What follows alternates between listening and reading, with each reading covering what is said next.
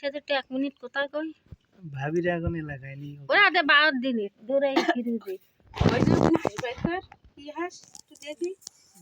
গোসল কর এ শ্যামল দাদু আমার ঘর ডাক দিচ্ছা নাই তো খাবার বাচ্চার ঘর ডাকলাম না আমার তো হাত দিতে আসছেন কি ঘরের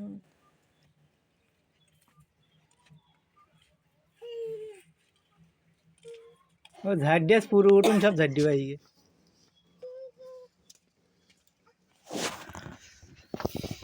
বাচ্চা 10 মাসে